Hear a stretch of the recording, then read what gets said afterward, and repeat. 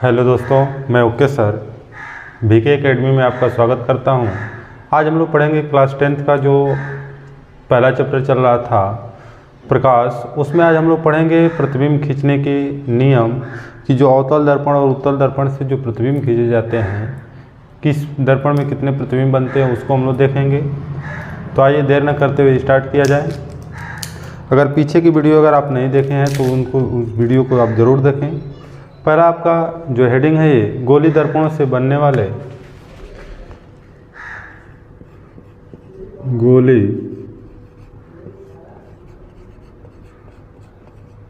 दर्पणों से बनने वाले नियम।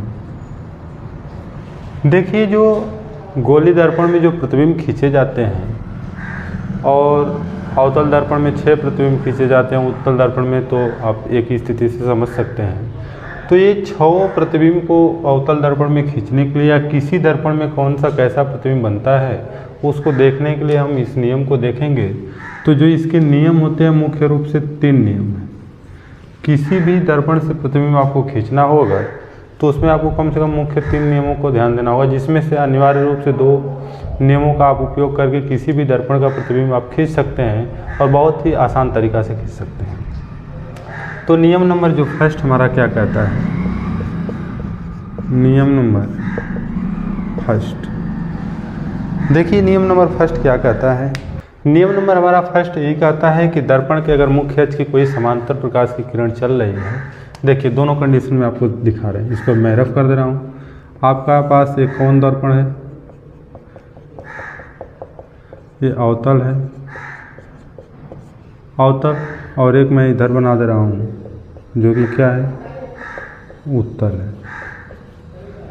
अवतल हो गया और उत्तल हो गया। ये इसका पोल होता है, जो मुख्य बिंदु होता है, इसे ध्रुव कहते हैं, इसे यफ कहते हैं, और यहाँ पे एक वस्तु रख दी सी।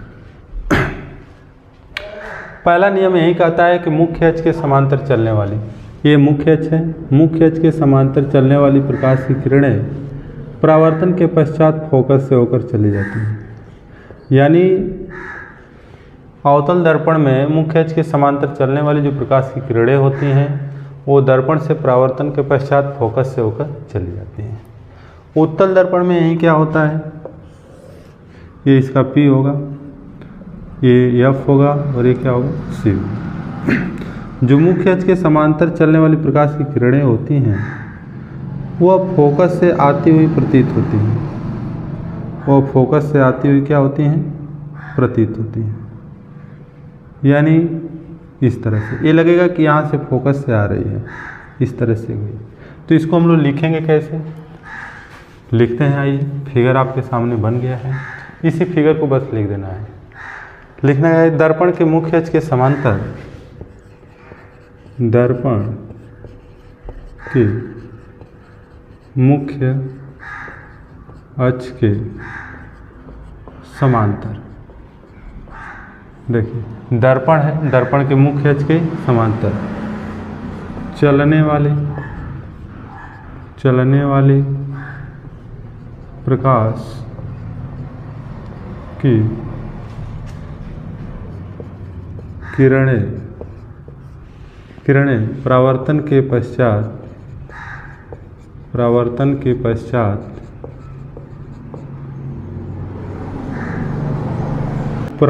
पश्चात मुख्य फोकस से होकर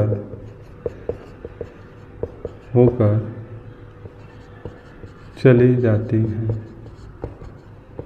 आप कोष्ठक में लिख देंगे कि कौन दर्पण है, अवतल दर्पण में,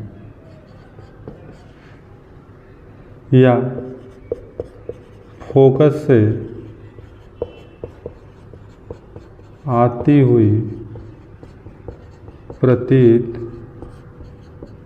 होती हैं, कोष्ठक में उत्तल दर्पण। कहने का मतलब क्या है कि जब अगर आपका जो दर्पण अवतल होगा तो मुख्य फोकस से होकर चली जाएगी परावर्तन के पश्चात, लेकिन वही दर्पण जब कौन होगा उत्तल होगा तो इसमें मुख्य जब परावर्तन होगा तो ये लगेगा कि फोकस से होकर आ रही, फोकस से आती हुई महसूस करेंगे, क्योंकि उत्तल से जो भी प्रतिबिंब बनता है वो आभासी बनता है। जहाँ आभासी की बात करता है तो वहाँ आपको महसूस ही करना पड़ेगा, रियल में आपको प्रतिबिंब नहीं दिखाई देता है। दूसरा नियम इसका क्या कहता है, नियम नंबर 2, नियम नंबर 2 इसका ये है, ये दर्पण वही है, कौन है, अवतल दर्पण है, अवतल दर्पण, और एक मैं बना दे रहा हूँ उत्तल दर्पण। इसका ये P है, इसका भी ये P है। देखिए दूसरा नियम ये कहता है कि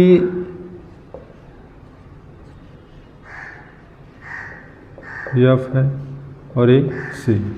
दूसरा नियम ये कहता है कि जब कोई प्रकाश की किरण फोकस से होकर जाती है तो परावर्तन के पश्चात मुख्य अक्ष के समांतर हो जाती है। यानी जो अभी आप पहला नियम पढ़े उसी का जस्ट उल्टा, यानी जो प्रकाश की किरण फोकस से होकर जाएगी दर्पण से टकराने के पश्चात मुख्य अक्ष की क्या हो जाएगी, समांतर हो जाएगी अवतल दर्पण में। लेकिन यहीं जब प्रकाश की किरण जब फोकस से जाती है इस तरह से तो मुख्य अक्ष की क्या हो जाती है, समांतर हो जाती है।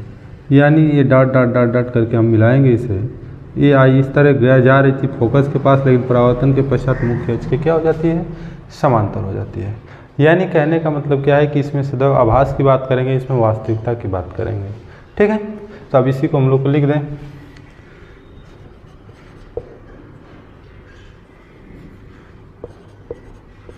दर्पण के मुख्य फोकस से होकर जाने वाली प्रकाश किरणें परावर्तन के पश्चात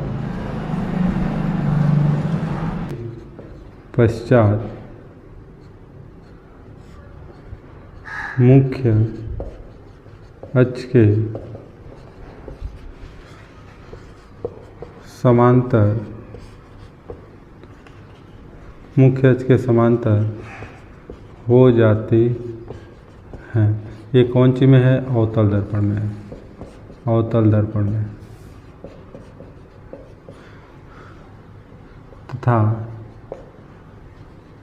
तथा या समांतर हो जाती हैं, चली जाती हैं अवतल दर्पण में, कमा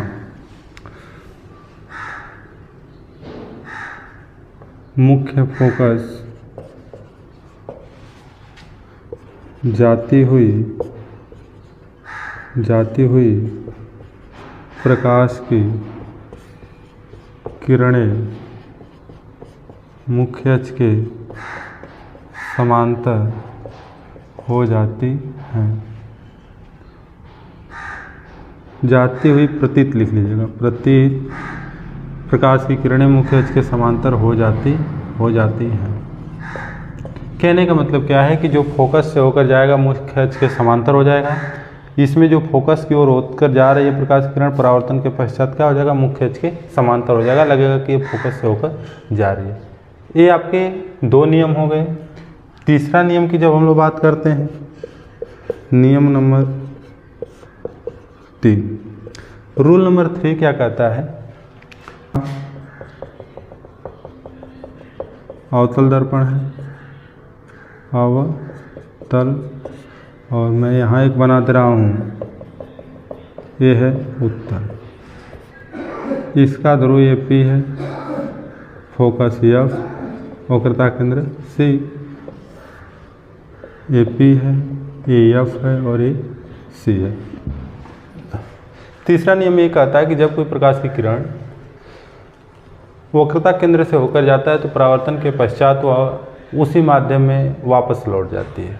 यानी अगर कोई प्रकाश की किरण जो है C से होकर जाती है यदि, तो C से जाती है और परावर्तन के पश्चात पुनः उसी माध्यम में वापस लौट जाती है। इसी तरह से इसमें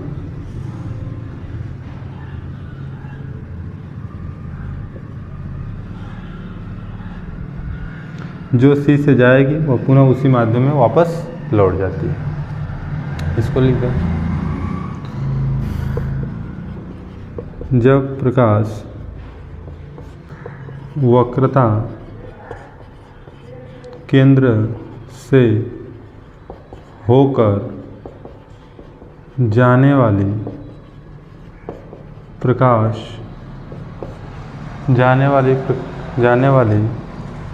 यहाँ लिख दे रहे हैं अवतल दर्पण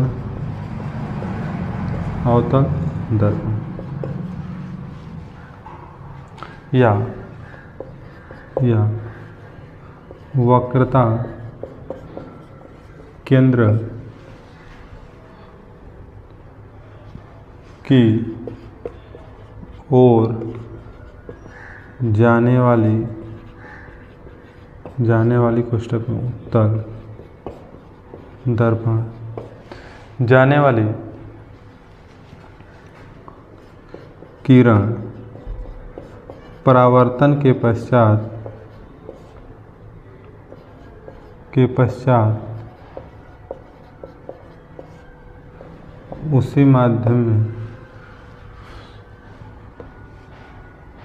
उसी मार्ग पर वापस लौट जाती हैं। इस तरह से आपने देखा 3 जो प्रतिबिंब खींचने के नियम हैं, जो 3 रूल हैं। दर्पण है, अवतल है, ये तो आप जान ही गए होंगे। इसका ध्रुव P है, फोकस F है, वक्रता केंद्र क्या है, C है। अब जो मुख्य अक्ष के पहला नियम कहता है मुख्य अक्ष के समांतर चलने वाली मुख्य अक्ष के समांतर चली, परावर्तन के पश्चात फोकस से होकर चली जाएगी। यहीं जब दर्पण कौन रहेगा, उत्तल रहेगा, तो क्या होगा, मुख्य अक्ष के समांतर चलने वाली प्रकाश की किरण ये लगेगा कि फोकस से होकर आ रही है। सी बना दे रहे हैं इसको। दूसरा का नियम आपने क्या देखा है, अभी दूसरा का नियम आपने यही देखा कि ये P है,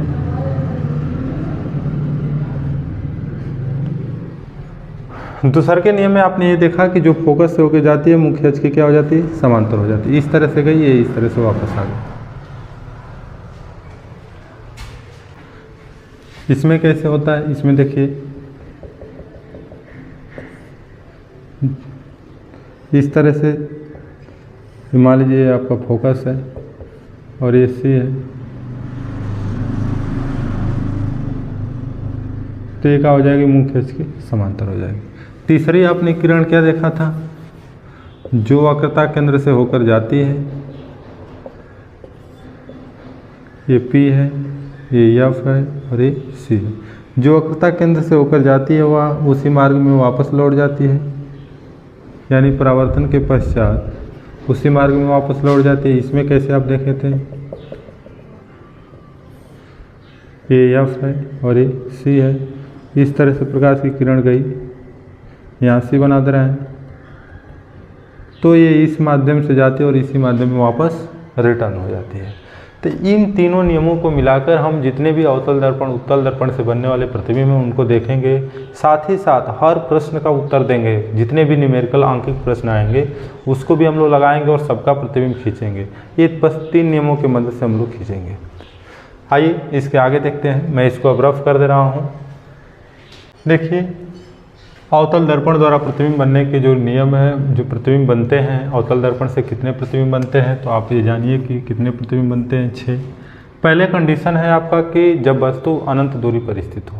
तो देखिए, जब कोई वस्तु अनंत दूरी पर स्थित होती है तो उसके शीर्ष से मुख्य अक्ष के समांतर जो प्रकाश की किरण चलती है वो नहीं चल पाती है, क्योंकि उसके आप समांतर हो नहीं पाएंगे। जैसे बहुत बड़ी जब कोई वस्तु है तो उसके समांतर तो आप देख नहीं सकते हैं। तो इसका फिगर कैसे बनता है, मेन बस फिगर है। जो फिगर समझ जाएंगे तो फिर आपको कोई प्रॉब्लम ही नहीं होगी। फिगर इसका देखिए, ये आपके कौन सा अवतल दर्पण है, चूँकि हम लोग पढ़ रहे हैं कौन दर्पण, अवतल दर्पण। ये P हो गया, इसका ये F है और ये बिंदु क्या है,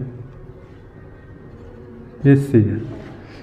कहा जा रहा है कि जब वस्तु अनंत पर स्थित हो, तो जब वस्तु कोई अनंत पर होगी तो उससे जो चलने वाली 2 प्रकाश की किरणें होंगी वो एक दूसरे के समांतर होंगी। क्योंकि आप जैसे मान लीजिए बहुत दूर ऊंचाई पर कोई वस्तु देखना है, जैसे मान लीजिए इसी वस्तु को हमको देखना है, तो हम उसके पैरेलल तो जा नहीं सकते हैं, इसके समांतर जा नहीं सकते हैं, चूँकि अगर सामने रहता है इस तरह से तो हम लोग देख सकते हैं, लेकिन ये बहुत ऊंची है और बहुत दूर है, तो उसको अगर हम लोग को देखना है तो उसके समांतर नहीं है, इससे तिर्यक रेखा आएगी, तिर्यक रेखा आएगी इस तरह से। तो इससे मान लीजिए कोई यहाँ पर एक वस्तु स्थित है, कोई भी यहाँ एक वस्तु स्थित है, तो इससे जो चलेंगी दो प्रकाश की किरणें वो एक दूसरे के दोनों क्या होंगी, समांतर होंगी, एक दूसरे के समांतर होंगे, एक दूसरे के समांतर होंगे। अब कहने का मतलब क्या है, एक दूसरे के जब दोनों समांतर हैं, मान लेते हैं वस्तु ये है, तो पहला किरण आप देखे हैं कि जब कोई वस्तु मुख्य अक्ष के समांतर प्रकाश की किरण चलती है तो परावर्तन के पश्चात फोकस से होकर परावर्तन के पश्चात मुख्य अक्ष की क्या हो जाती है, समांतर हो जाती है। क्या हो जाती है, समांतर हो जाती है। उसके बाद जब मुख्य अक्ष के समांतर हो जाती है, इसकी जब हम लोग बात कर रहे हैं, ये समांतर वाली,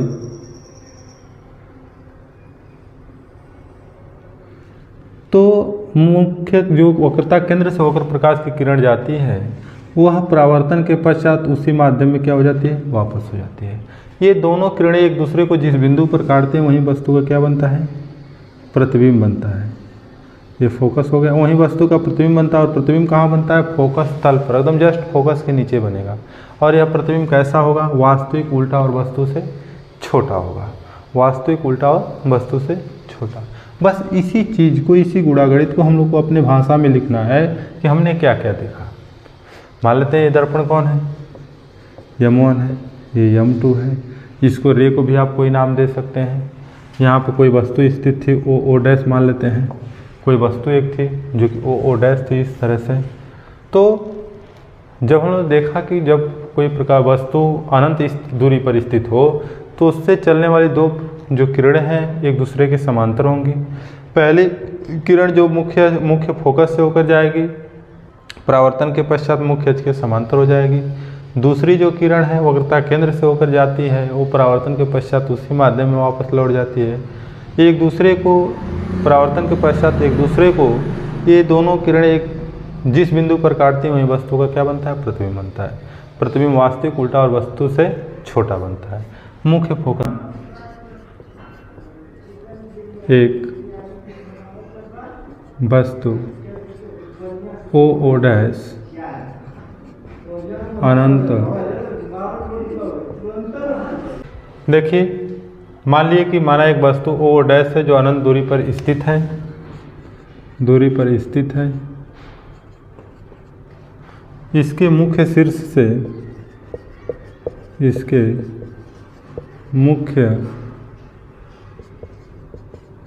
शीर्ष से दो किरणें जो परस्पर समांतर हैं, समांतर है। ये जो दोनों किरणें परस्पर एक दूसरे की क्या है, समांतर है। प्रथम किरण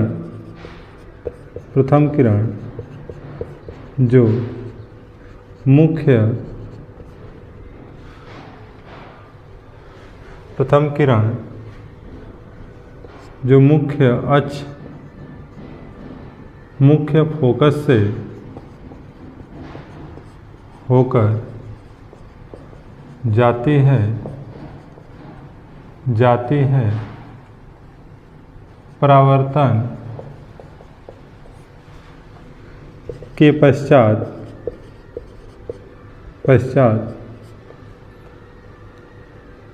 मुख्य अक्ष के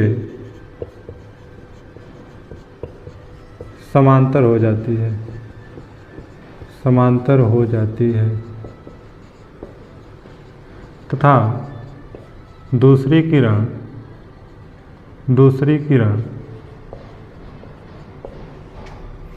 जो वक्रता केंद्र से होकर जाती है परावर्तन के पश्चात पश्चात उसी मार्ग पर वापस चली जाती है।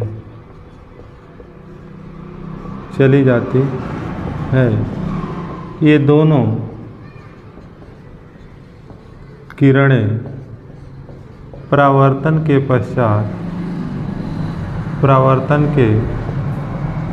पश्चात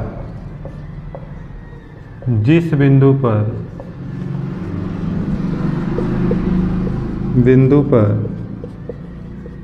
काटती हैं वहीं वस्तु का प्रतिबिंब बनता है। देखिए अभी तक जितने हम लोग शब्द को लिखे हैं, इसमें जितनी भी लाइनें हम लोग लिखे, क्या लिखे हैं वही जो हम लोग किए थे। बस एक को आपको समझना, बकिया किसी को नहीं लिखाया जाएगा, क्योंकि एक ही नियम पे सभी लोग आधारित है। इसी तरह से लिखना होता है। माना ओ डैश एक वस्तु है जो अनंत दूरी पर स्थित है, अनंत पर स्थित थी। इसके मुख्य शीर्ष से दो किरणें जो परस्पर समांतर आती हैं। प्रथम किरण जो मुख्य फोकस से होकर आती है, परावर्तन के पश्चात मुख्य अक्ष की क्या होती है, समांतर हो जाती है। दूसरी किरण जो है वक्रता केंद्र से जब आती है तो परावर्तन के पश्चात उसी मार्ग पे वापस लौट जाती है। ये दोनों किरणें एक दूसरे को जिस बिंदु पर काटते हैं वहीं वस्तु का क्या बनता है, प्रतिबिंब। प्रतिबिंब कैसा बनता है? प्रतिबिंब वास्तविक उल्टा तथा वस्तु से छोटा फोकस तल पर बनता है। यानी जो हमारा ये प्रतिबिंब बना है ये फोकस तल पर बना है, वास्तविक है, उल्टा है और वस्तु से क्या है, छोटा है। अब हम लोग पढ़ेंगे नियम नंबर, इसका जो कंडीशन नंबर 2 है। देखिए हम लोग का दूसरा जो कंडीशन था कि दूसरा नंबर पे पहला हम लोग पढ़ लिए थे जब वस्तु अनंत पर हो। दूसरा कि जब वस्तु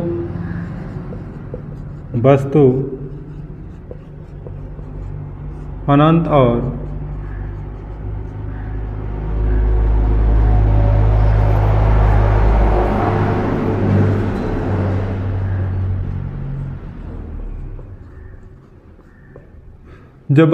और वक्रता केंद्र के बीच स्थित हो, तब क्या होगा। यानी कहने का मतलब क्या है कि जब हम लोग दर्पण से बनने अवतल दर्पण से प्रतिबिंब बना रहे थे तो पहला कंडीशन देखे थे कि जब वस्तु अनंत पर स्थित हो। दूसरा कंडीशन आपका है कि जब वस्तु कहाँ हो, वस्तु अनंत और वक्रता केंद्र के बीच स्थित हो। यानी आपका ये कौन सा दर्पण है, अवतल दर्पण है, इसका ध्रुव P है,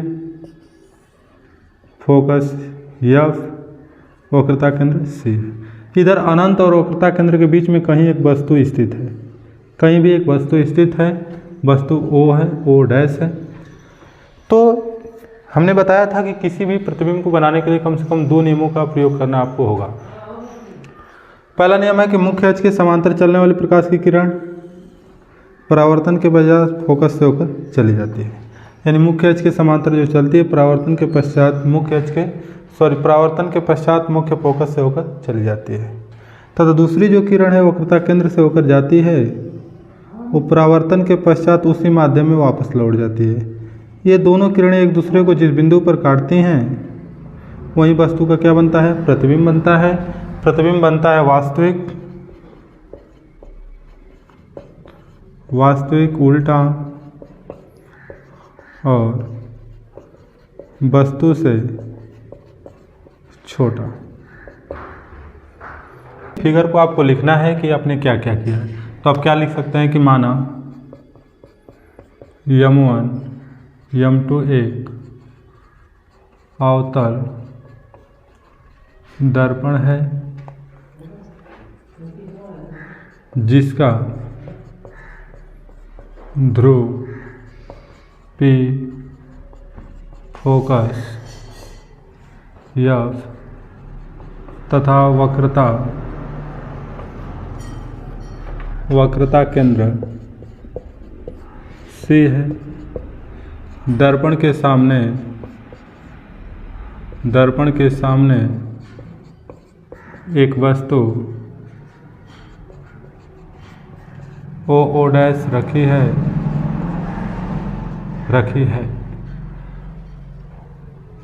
ओ डैश से चलने वाले मुख्य अक्ष के समांतर किरण परावर्तन के पश्चात फोकस से होकर चली जाती है तथा दूसरी किरण जो वक्रता केंद्र से होकर जाती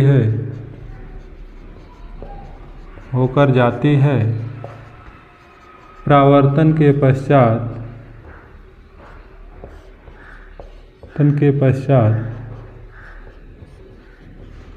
उसी मार्ग पर वापस लौट जाती है। ये दोनों किरणें परावर्तन के पश्चात जिस बिंदु पर काटती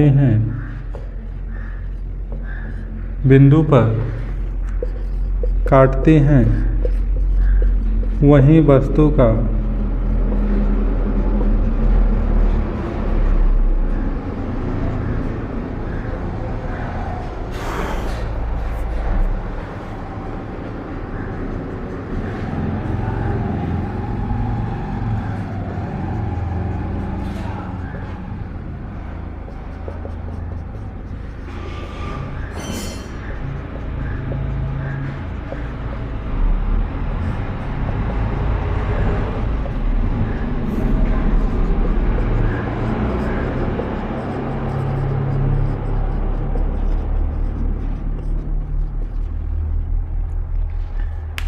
जहाँ काटते हैं वहीं वस्तु का प्रतिबिंब बनता है। प्रतिबिंब वास्तविक, उल्टा और वस्तु से छोटा बनता है।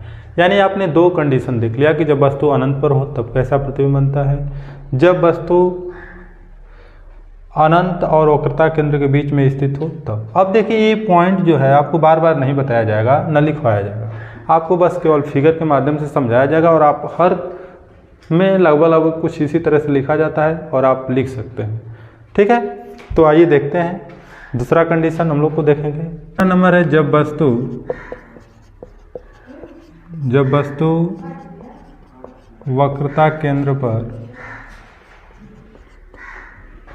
हो।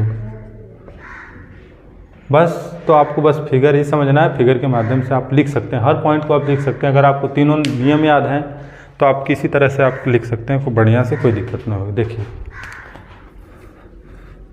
ये आपका अवतल दर्पण हो गया M1 M2, ये फिगर हो गया आपका, ये ध्रुव P है, फोकस F, वक्रता केंद्र C। यानी वस्तु कहाँ रखना है आपको, जस्ट वक्रता केंद्र पर ही रखना है, वक्रता केंद्र पर। ये वस्तु O डैश रख दिए है। तो मुख्य अक्ष के समांतर चलने वाली प्रकाश की किरण फोकस से होकर चली जाती है।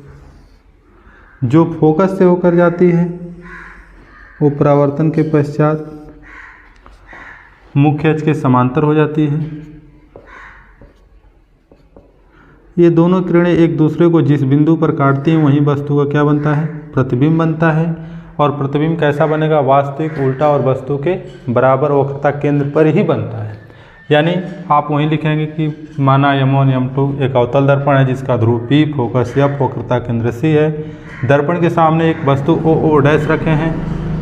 O डैश से मुख्य अक्ष के समांतर चलने वाली प्रकाश की किरण परावर्तन के पश्चात फोकस से होकर चली जाती है, दूसरी किरण जो फोकस से होकर जाती है परावर्तन के पश्चात मुख्य अक्ष के समांतर हो जाती है। ये दोनों किरणें एक दूसरे को जिस बिंदु पर काटती हैं वहीं वस्तु का प्रतिबिंब बनता है। प्रतिबिंब कैसा बनेगा आपको लिख दे रहे हैं। प्रतिबिंब कैसा बनेगा? वास्तविक उल्टा वस्तु से वस्तु के बराबर, वस्तु के बराबर, ये आपका प्रतिबिंब बनेगा। ये तीसरा कंडीशन। चौथा कंडीशन क्या होता है? चौथा कंडीशन आपका यही है, अब इसको मैं मिटा दे रहा हूँ।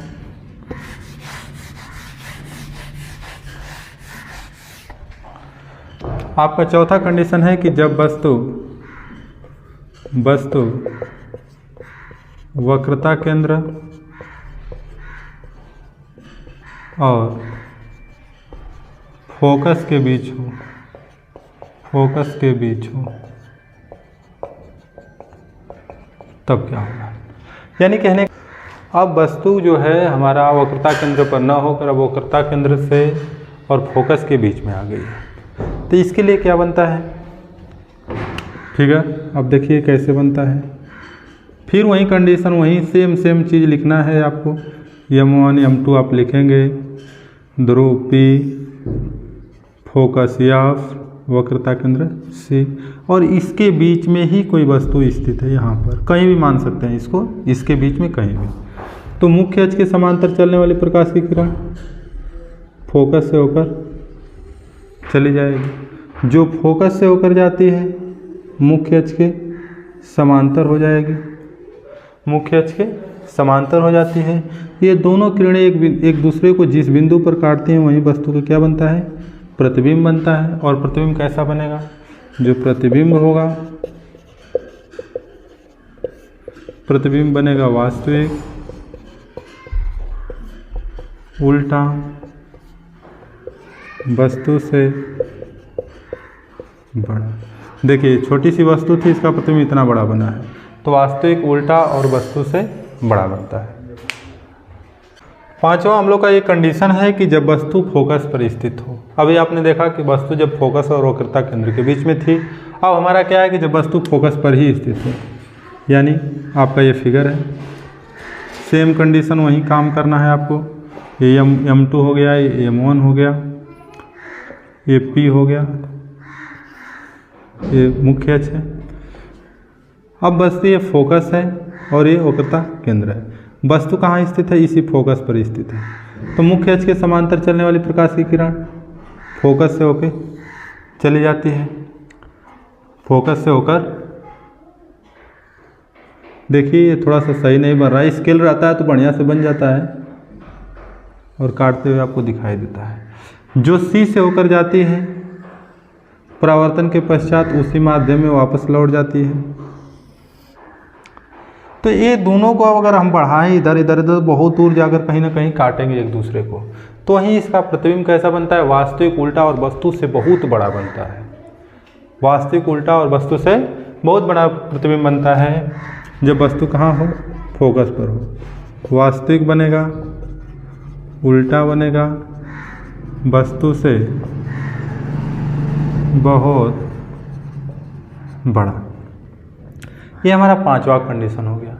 इसमें का अवतल दर्पण में हमारा एक लास्ट कंडीशन बचा है, छठा नंबर, जब वस्तु फोकस और P के बीच में स्थित हो। अब इसको मैं भी रब कर दूं, मिटा दे रहा हूं। अगला कंडीशन है 6 नंबर, जब वस्तु फोकस और ध्रुव के बीच हो, इसका फिगर क्या बनेगा? आप देखिए, ये आपका कौन है? ये दर्पण है आपका। वही कंडीशन फिर M2 M1, ये P हो गया, ये हो गया F, ये हो गया C। वस्तु अब इसके बीच में कहीं स्थित है। इसमें जो वस्तु है इस तरह से आपका स्थित है। अब इसमें होता क्या है कि मुख्य अक्ष के समांतर चलने वाली प्रकाश की किरण फोकस से होकर चली जाती है। जो C से आती है वो परावर्तन के पश्चात इसी माध्यम में वापस लौट जाती है। अब ये इधर बढ़ा सकते हैं, एक दूसरे को कभी नहीं काटेगी। अब ये क्या होता है कि इसको आगे बढ़ाते हैं, आभास किया जाता है इस तरह से, तो एक दूसरे को कहीं ना कहीं ये काटती है। तो एक कंडीशन बन जाता है कि इसमें प्रतिबिंब कैसा बनता है। तो प्रतिबिंब बनता है आभासी, आभासी सीधा वस्तु से बड़ा, ये इसका कंडीशन है। आभासी सीधा और वस्तु से बड़ा बनता है जब प्रतिबिंब, जब वस्तु कोई रखी हो ध्रुव और फोकस के बीच में। आइए एक बार रिवीजन कर लेते हैं पूरे को जब जितने हम लोग पढ़े हैं। रिवीजन करने के बाद हम लोग उत्तल का पढ़ेंगे। पहला कंडीशन क्या था, अनंत पर जब कोई वस्तु स्थित हो। अनंत के लिए हम लोग क्या देखे थे, ये फिगर था आपका, ये P है, F है और ये C है। कहीं वस्तु इधर कहीं कोई स्थित है अनंत पर, तो इससे दो किरण को हम लोग लेकर आए थे जो दोनों एक दूसरे के क्या हैं, समांतर हों। ये परावर्तन के पश्चात इस तरह आ जाएगी, जो C से आएगी परावर्तन के पश्चात यह उसी माध्यम में वापस लौट जाएगी। एक दूसरे को जहाँ भी काटेंगे वहीं वस्तु का प्रतिबिंब बनेगा। प्रतिबिंब वास्तविक उल्टा और वस्तु से छोटा फोकस तल पर बनेगा। दूसरा क्या था, P अनंत और C के बीच में जब हो, तो अनंत और C का मतलब इस तरह से आप, ये P हो गया, F हो गया, ये C हो गया और यहीं पे वस्तु कोई स्थित है, ये दर्पण है आपका। तो इससे चलने वाली इस तरह से गई, परावर्तन फोकस हो जाएगी, जो C से जाएगी, C से पुनः वापस हो जाएगी परावर्तन के पश्चात। एक दूसरे को जहाँ काटेगी वहीं वस्तु का प्रतिबिंब बनेगा, वास्तविक उल्टा और वस्तु से छोटा। तीसरा कंडीशन था हमारा, जब वस्तु C पर ही स्थित हो, C पर जब स्थित हो तो C के लिए क्या कंडीशन था, ये P F C पर वस्तु स्थित है। मुख्य अक्ष के समांतर चलने वाली फोकस से, जो फोकस से होकर जाएगी वो मुख्य अक्ष के समांतर हो जाएगी। एक दूसरे को जिस बिंदु पर काटते हैं वहीं वस्तु का प्रतिबिंब बनता है, वास्तविक उल्टा और वस्तु के बराबर। तीसरा हमारा चौथा कंडीशन था, C और F के बीच में जब स्थित हो वस्तु, क्या कंडीशन था, यही था आपका, ये P है, ये F है और ये C है। यहाँ पर वस्तु स्थित है मुख्य अक्ष के समांतर चलने वाले प्रकाश की किरण परावर्तन के पश्चात फोकस से, जो फोकस से होकर जाएगी वो मुख्य अक्ष के समांतर हो जाएगी, कहीं ना कहीं एक दूसरे को काटेंगे, यही वस्तु का प्रतिबिंब बनेगा, वास्तविक उल्टा और वस्तु से बड़ा। फिर कहाँ था हमारा, F पर जब कोई वस्तु स्थित हो, F पर जब स्थित हो तो ये हो गया P और ये हो गया F, यहीं पर वस्तु स्थित है, ये C है। मुख्य अक्ष के समांतर चलने वाली फोकस से होकर चले जाएगी, जो C से होकर जाएगी वो परावर्तन के पश्चात उसी माध्यम में वापस लौट जाएगी। इधर बढ़ाने पे एक दूसरे को कहीं काटेंगे, वहीं वस्तु का प्रतिबिंब बनेगा, वास्तविक उल्टा और वस्तु से बहुत बड़ा। छठा नंबर हमारा कंडीशन ये था कि जब वस्तु कहाँ पर हो, P और F के बीच में स्थित हो। P और F का कंडीशन क्या था, ये P है, F है, यहाँ पे है।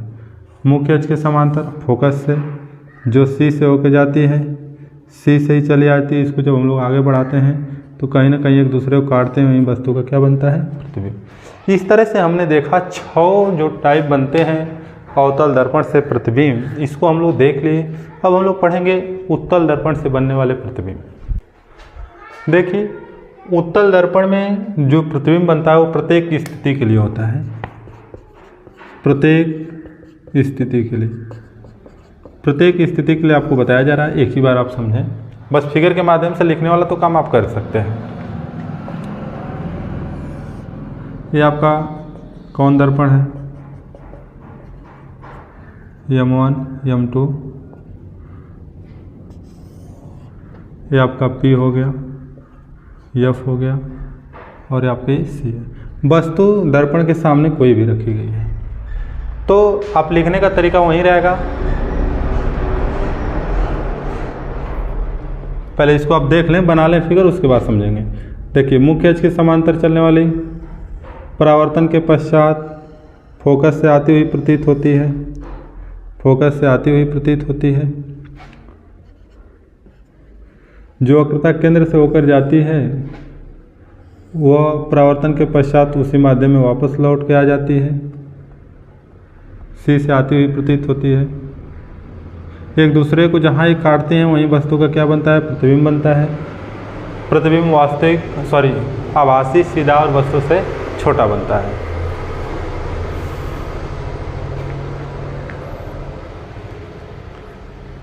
प्रतिबिंब कैसा बनेगा,